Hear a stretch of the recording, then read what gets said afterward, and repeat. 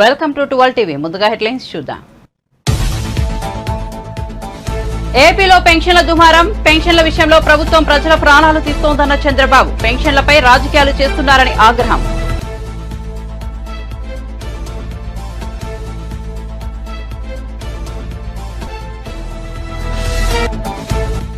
కడప జిల్లాలో బస్సు యాత్రను ప్రారంభించిన షర్మిల. వివేక హత్య కేసు నిందితుడికి జగన్ టికెట్ ఇచ్చారని మండిపాటు. హంతకులను కాపాడుకునేందుకు జగన్ సీఎం పదవిని వాడుకుంటున్నారని విమర్శ.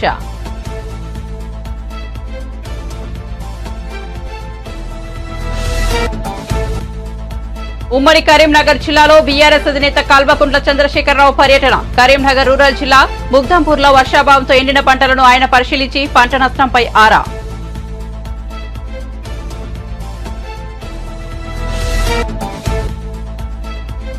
తాడూరి శ్రీనివాసరావుతో పాటు బీజేపీలో చేరిన పలువురు బీఆర్ఎస్ ఉప్పల్ నాయకులు. వారికి కండువా కప్పి పార్టీలోకి ఆహ్వానించిన కిషన్ రెడ్డి.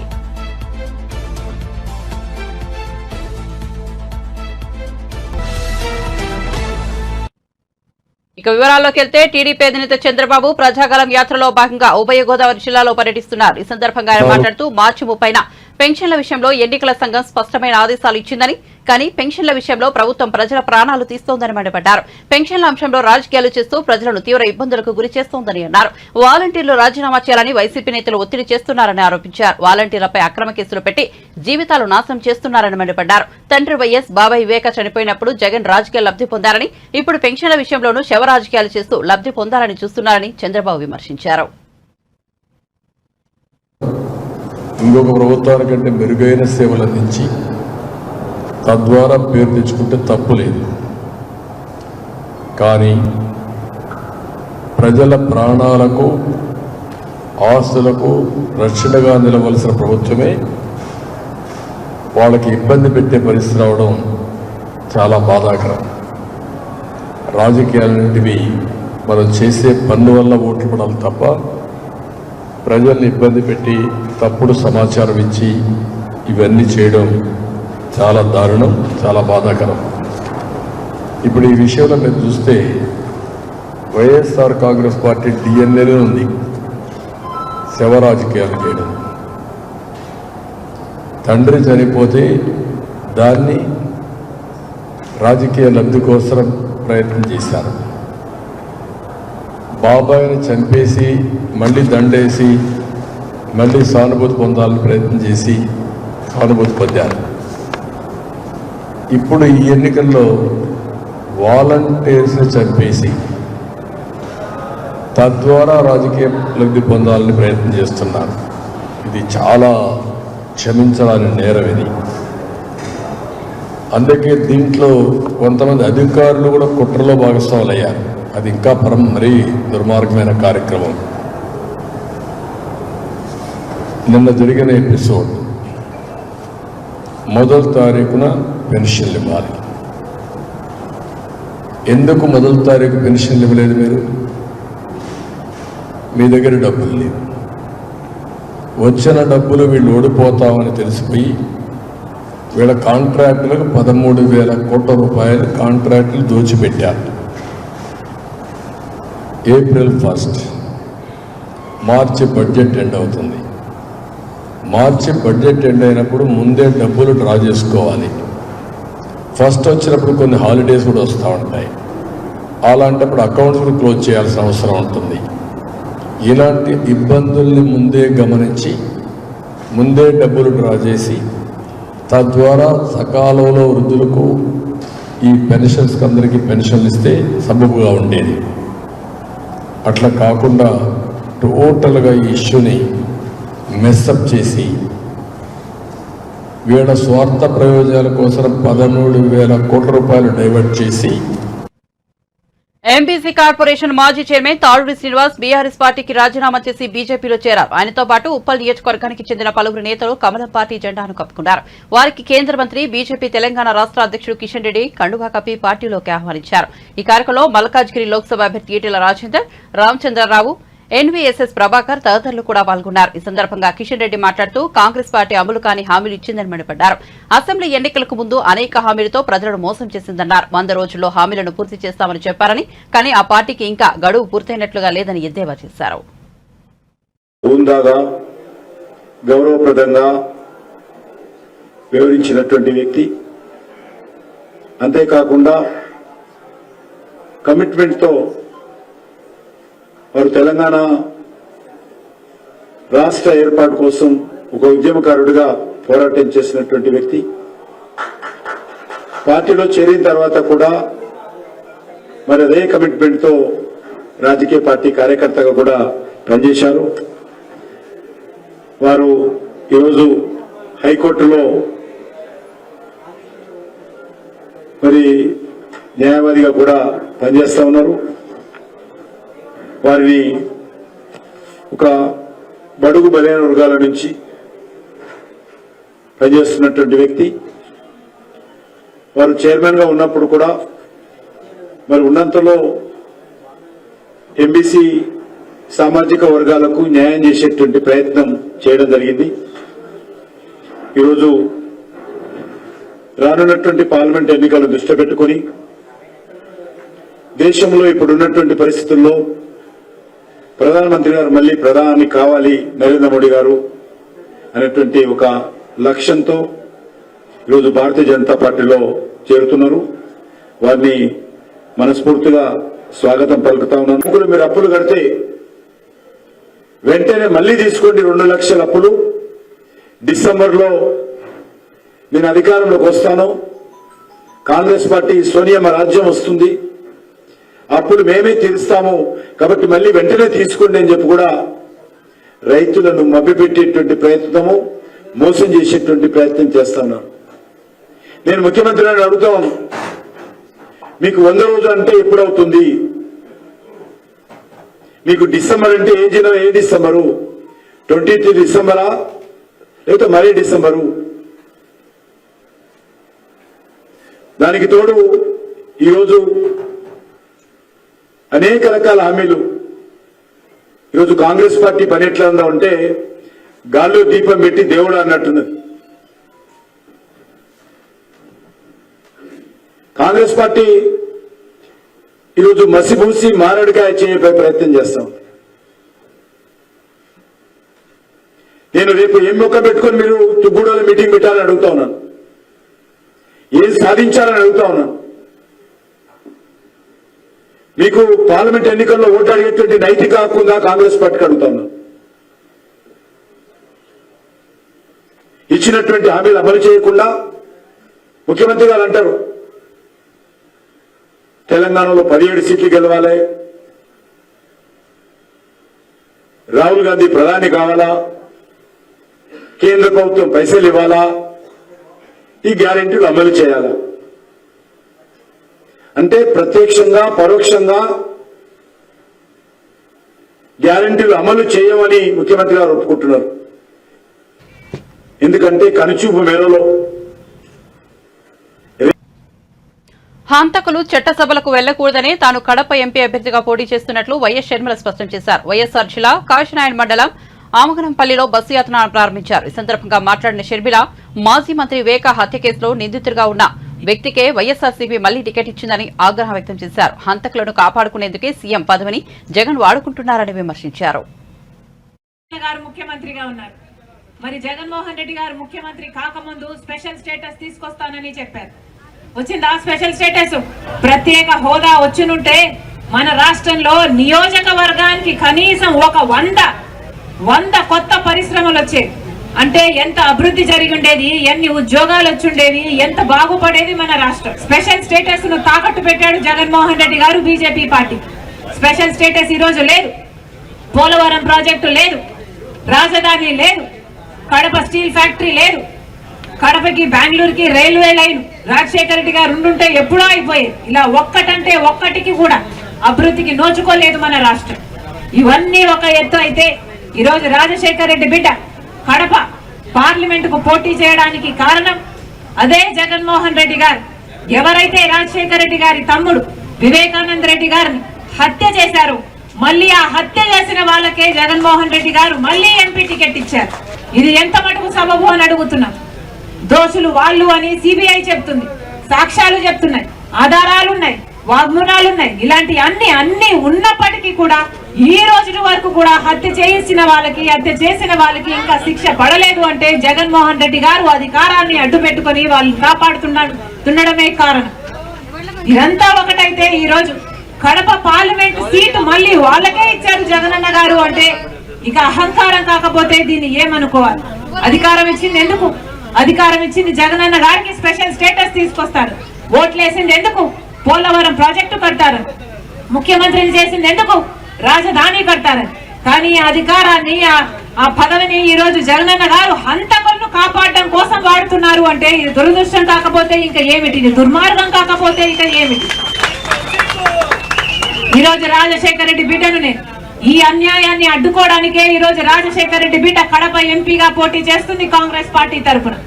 మళ్ళీ హంతకులు గెలవకూడదని, మళ్ళీ హంతకులకు చట్ట సభలకు వెళ్ళకూడదని రాజశేఖర రెడ్డి బిడ్డ ఈ నిర్ణయం తీసుకుంది. ఒకవైపు నేను రాజశేఖర రెడ్డి బిడ్డనున్నాను, ఇంకోవైపు రాజశేఖర రెడ్డి తమ్ముడు వివేకానంద రెడ్డిని హత్య చేసిన అవినాష్ రెడ్డి ఉన్నారు. ఎవరిని ఎంచుకుంటారో నిర్ణయం మీ చేతుల్లోనే ఉంది. ఇప్పుడు జగనన్న గారు ముఖ్యమంత్రిగా ఉన్నారు. మరి జగన్మోహన్ రెడ్డి గారు ముఖ్యమంత్రి కాకముందు స్పెషల్ స్టేటస్ తీసుకో తొలి తెలుగు టీవీ న్యూస్ రీడర్ శాంతి స్వరూప్ కన్నుమూశారు. హైదరాబాద్ లోని యశోద ఆసుపత్రిలో ఆయన తుదిశ్వాస విడిచారు. 2 రోజుల క్రితం ఆయన గుండెపోటుకు గురయ్యారు. వెంటనే కుటుంబ సభ్యులు ఆయన ఆసుపత్రికి తరలించారు. ఆసుపత్రిలో చికిత్స పొందుతూ ఆయన కన్నుమూశారు. 1983 నవంబర్ 14న దూరదర్శన్ ఛానల్లో ఆయన వార్తలు చదవడం ప్రారంభించారు. టెలిప్రాంప్టర్ లేకుండా కేవలం పేపర్ చూసి 10 ఏళ్ల పాటు ఆయన వార్తలు చదివారు. న్యూస్ రీడర్ గా తెలుగు ప్రజల మనసులో చెరగని ముద్ర వేశారు. 2011లో పదవీ విరమణ పొందారు. రిటైర్ అయ్యేంత వరకు ఆయన వార్తలు చదువుతూనే ఉన్నారు. లైఫ్ టైం అచీవ్మెంట్ అవార్డును కూడా ఆయన అందుకున్నారు. శాంతి స్వరూప్ మృతి పట్ల రాజకీయ ప్రముఖులు, జర్నలిస్టులు సంతాపం వ్యక్తం చేస్తున్నారు. శాంతి స్వరూప్ భార్య రోజారాణి కూడా టీవీ యాంకర్ గా పనిచేశారు. కొంతకాలం క్రితమే ఆమె కూడా కన్నుమూశారు. వీరికి 2 కుమారులు ఉన్నారు.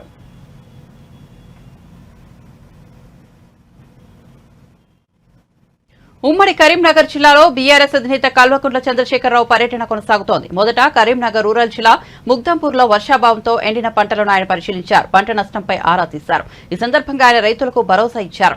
అనంతరం రాజన్న సిరిసిల్ల జిల్లా బోయినపల్లిలో పర్యటించారు. గులాబీ దళపతికి రైతులు ఎండిపోయిన వరి వైవిరిని చూపిస్తూ గోరును విడమర్చుకున్నారు. ఈ సందర్భంగా కేసీఆర్ అన్నదాతలకు అండగా ఉంటామని భరోసా ఇచ్చారు. ఎన్నికల తర్వాత మేడిగడ్డకు 10,000 మంది రైతులతో కలిసి ముట్టడికి వెళ్దామని పిలుపునిచ్చారు. పంటలకు నీళ్లు రాకుండా ఎలా ఆపుతారో చూద్దామని, పోరాటానికి రైతులంతా సిద్ధంగా ఉండాలన్నారు. అనంతరం షాబాష్పల్లి వద్ద మానేరు జలాశయాన్ని ఆయన పరిశీలించారు.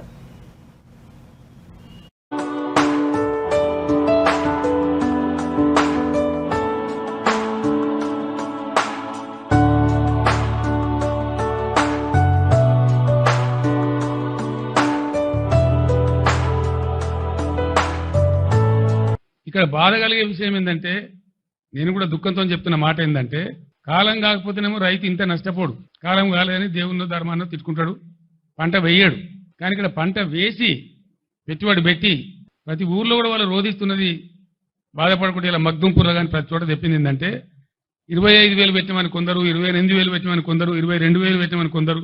ఒక్కొక్క రైతు ఎకరానికి ఎంత పెట్టుబడి పెట్టిండో ఇంత పెట్టుబడి పెట్టి గంగపాలైన సార్ అని వాళ్ళు మొత్తుకుంటా ఉన్నారు.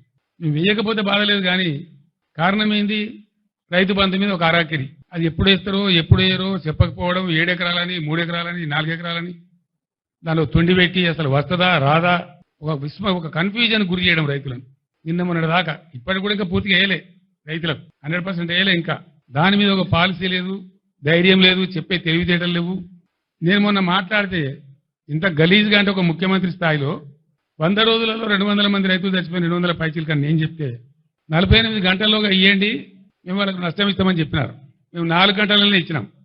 ఈ లిస్టు 4 గంటలే, 4 గంటలనే ప్రభుత్వానికి చీఫ్ సెక్రటరీకి పంపించినాం. 209 మందికి పంపించినాం. దాని తర్వాత కూడా ఇంకో 5-10 జరిగినాయి. ఇప్పటికీ ఉలుకు లేదు, పలుకు లేదు, ఏం లేదు. నేను డిమాండ్ చేస్తా ఉన్నా, మీ అసమర్థత వాళ్ళకు చచ్చిపోయారు కాబట్టి వాళ్ళకు తలా 25 లక్షలు వెంటనే నష్టపరిహారం చెల్లించాలి. ఆ ప్రభుత్వాలను, ఆ కుటుంబాలను పరామర్శించాలి. నేను మళ్ళా డిమాండ్ చేస్తా ఉన్నా, లేకపోతే మాత్రం మీకు ఆ ఉసురు, ఆ పాపం తలుగుతుంది. మేము మాత్రం మిమ్మల్ని వదిలిపెట్టమని మనవి చేస్తా ఉన్నా. రెండవది పెట్టిన పెట్టుబడి పోయింది, వస్తుందనుకున్న పంట పోయింది. వాళ్ళు ఇలా ఆత్మహత్య చేసుకుంటామని మాట్లాడుతూ ఉన్నారు. నేను వద్దని వాళ్ళకి దండం పెట్టి చెప్పినాను. వాళ్ళకు ఖచ్చితంగా ఎకరానికి 25,000 ఇవ్వాలి. నష్టం జరిగింది. ఎట్లా జరిగింది? పంటలు ఎండిన మాట వాస్తవం, నష్టం జరిగిన మాట వాస్తవం. ఇలా రైతాంగం కన్నీరు మున్నీరు అవుతున్న మాట వాస్తవం. 15-16 లక్షల ఎకరాలంటే చిన్న విషయం కాదు.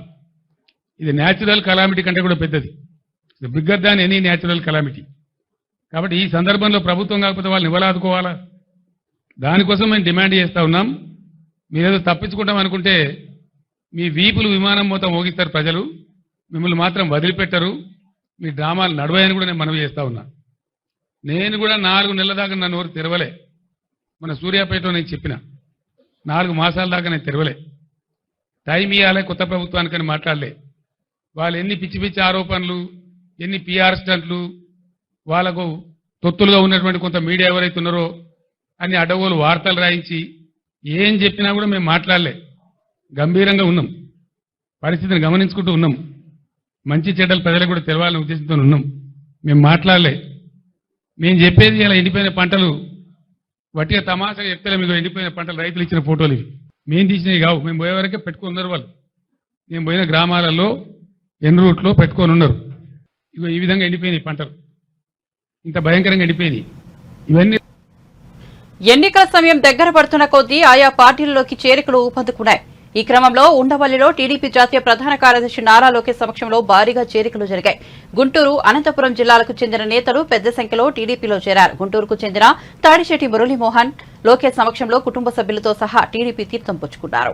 గతంలో గుంటూరు పశ్చిమ ఎమ్మెల్యేగా పనిచేసిన తాడిశెట్టి వెంకట్రావు సోదరుడే తాడిశెట్టి మురళి గతంలో డిప్యూటీ మేయర్గా వ్యవహరించారు. ఇటీవలే తాడిశెట్టి బ్రదర్స్ వైసీపీకి గుడ్ బై చెప్పారు. లోకేష్ సమక్షంలో తాడిశెట్టి మురళీమోహన్, ఆయన అనసూయలు పెద్ద సంఖ్యలో టీడీపీలోకి వచ్చారు. వారందరికీ టీడీపీ కండువాలు కప్పిన లోకేష్ పార్టీలోకి సాదర స్వాగతం పలికారు. ఈ సందర్భంగా లోకేష్ మాట్లాడుతూ వైసీపీని ఏపీ ఖాళీ చేసి పారిపోయే పరిస్థితి ఇప్పుడే వచ్చిందని వ్యాఖ్యానించారు. ప్రజలు తమ వైపే ఉన్నారని, తమ మేనిఫెస్టోలోని సూపర్ 6 పథకాలను తప్పక అమలు చేస్తామని అన్నారు. అతని పుస్తకం నుంచి పేపర్లు చింపి నోట్లో కుక్కేసి ఏకంగా కాలు చేతులు కట్టేసి పెట్రోల్ పోసి తగలబెట్టి చంపేశారు. తల్లి ఎంత న్యాయం ఒక్కసారి ఆలోచించండి. ఆనాడు తెలుగుదేశం పార్టీ పోరాడిన తర్వాతనే ఈ ప్రభుత్వం మిమ్మల్ని కదిలింది. కానీ ఆ రోజు కూడా నవ్వుతా చెక్కిస్తాం జరిగింది. అందుకే నేను పాదయాత్రలో హామీ ఇచ్చా, ఎస్సీ ఎస్టీ అట్రాసిటీస్ యాక్ట్ ద్వారా బీసీలకు ఒక ప్రత్యేక రక్షణ చట్టం తీసుకొచ్చే బాధ్యత తెలుగుదేశం జనసేన ప్రభుత్వం తీసుకొస్తుంది. ఇది తరతరాలుగా మన బీసీ సోదరులకు ఉన్న కోరిక. ఎవరిని అసభ్యంగా మాట్లాడినా, ఇబ్బంది పెట్టినా ఏకంగా మనమే వాళ్ళపైన కేసులు పెట్టే రోజులు 2 నెలల్లో వస్తాయని మా బీసీ సోదరులకి ఈ సభాముఖంగా నేను హామీ ఇస్తున్నా.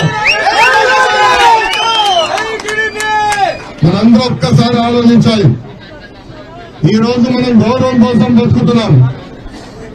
మనం చూసాం ఈ ప్రభుత్వం సలహాదారులని, వీళ్ళని వాళ్ళని పదవులు ఇచ్చారని చంకలు గుర్తుకుంటున్నారు.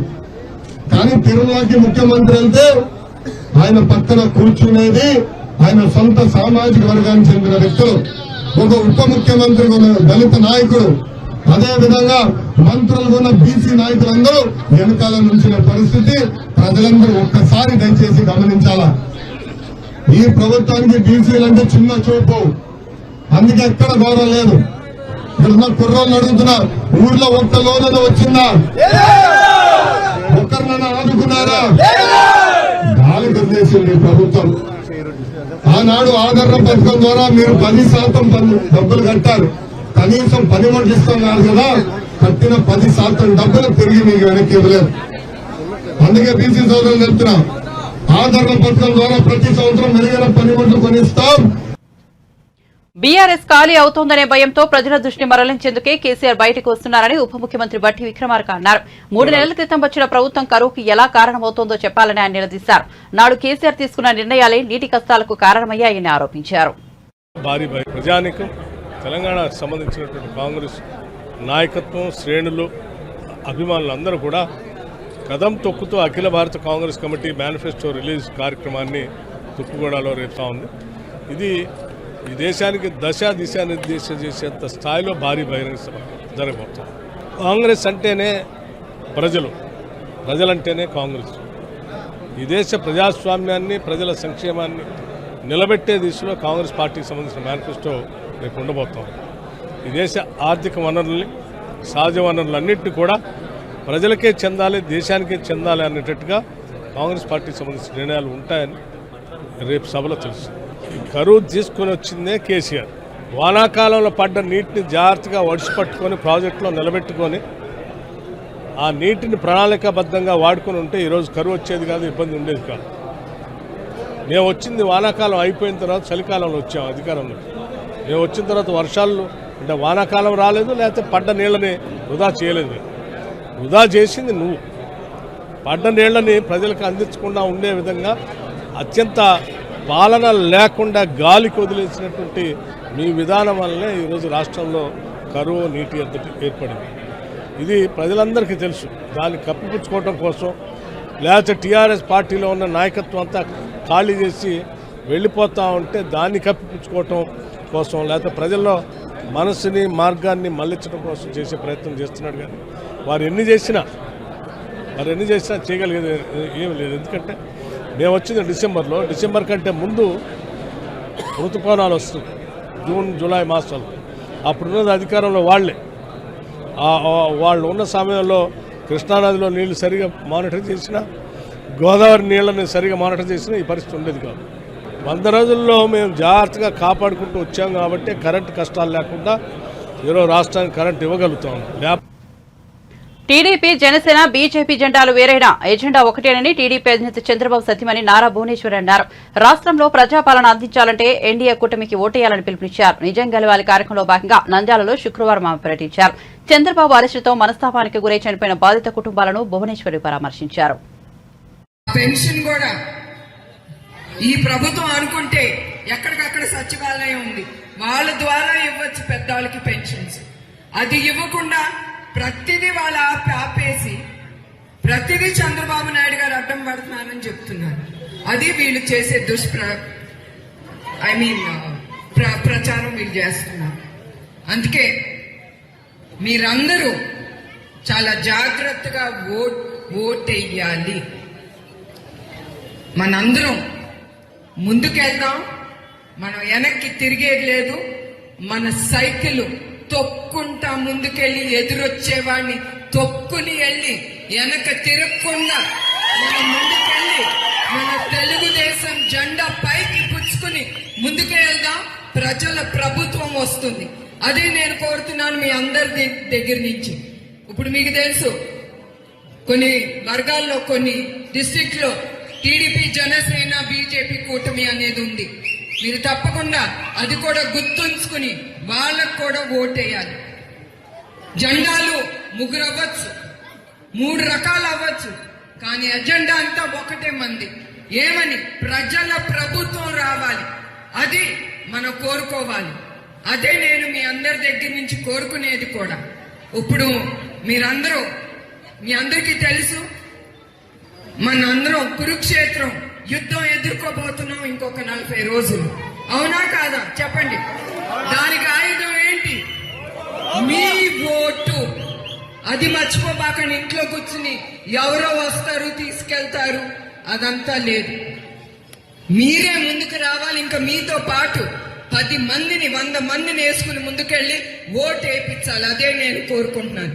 ఎస్పెషల్లీ యువకులు, మీ భవిష్యత్తు గురించి మీరు ఆలోచించాలి. ఉద్యోగాలు లేదు, ఏమీ లేవు, వచ్చే వాళ్ళకి కూడా అన్ని ఆపేస్తున్నారు. అందుకే మీరు ముందుకెళ్ళి అందరినీ తీసుకెళ్ళి మీరు ఓటు వేయాలి.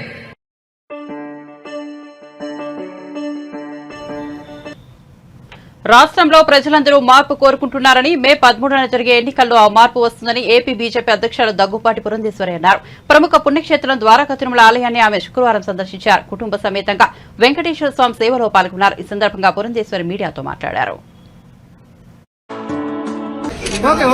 వారి ఆశీర్వాదం భారతీయ జనతా పార్టీ అభ్యర్థులందరికీ ఉండాలి.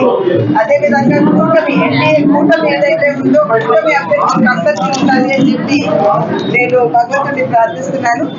అండ్ రాష్ట్రంలో ఉన్నటువంటి పరిస్థితుల దృష్ట్యా ఖచ్చితంగా ప్రజలందరూ కూడా మార్పును ఆకాంక్షిస్తున్నారు.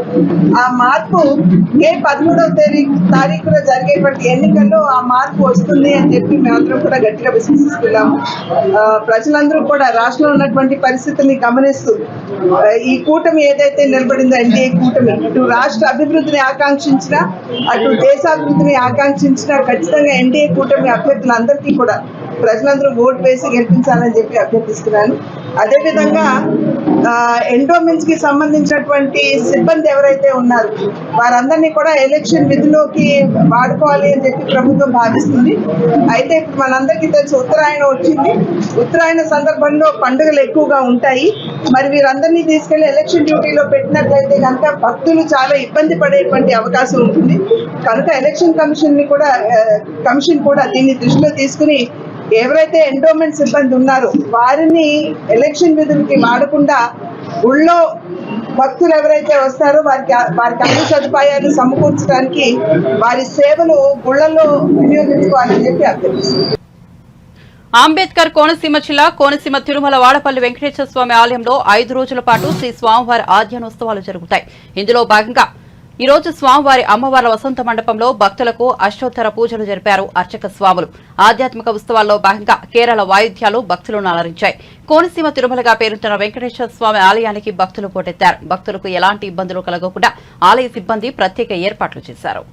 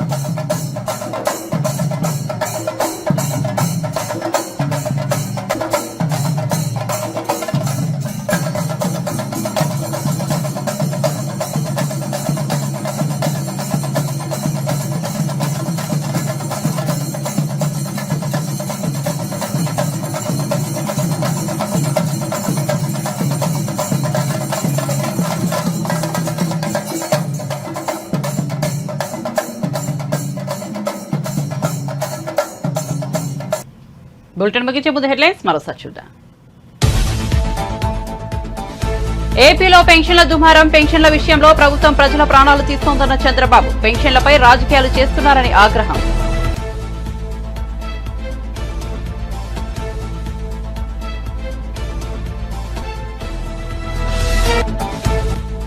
కడప జిల్లాలో బస్సు యాత్రను ప్రారంభించిన షర్మిల. వివేక హత్య కేసు నిందితుడికి జగన్ టికెట్ ఇచ్చారని మండిపాటు.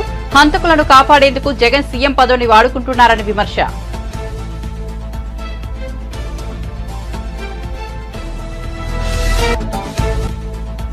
ఉమ్మడి కరీంనగర్ జిల్లాలో బీఆర్ఎస్ అధినేత కల్వకుంట్ల చంద్రశేఖరరావు పర్యటన. కరీంనగర్ రూరల్ జిల్లా ముగ్ధంపూర్లో వర్షాభావంతో ఎండిన పంటలను పరిశీలించి పంట నష్టంపై ఆరా.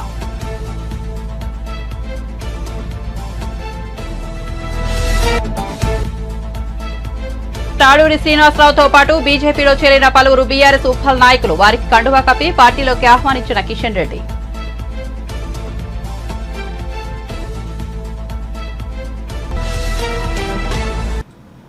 మరిన్ని అప్డేట్స్ కోసం చూస్తూనే ఉండండి 12 టీవీ.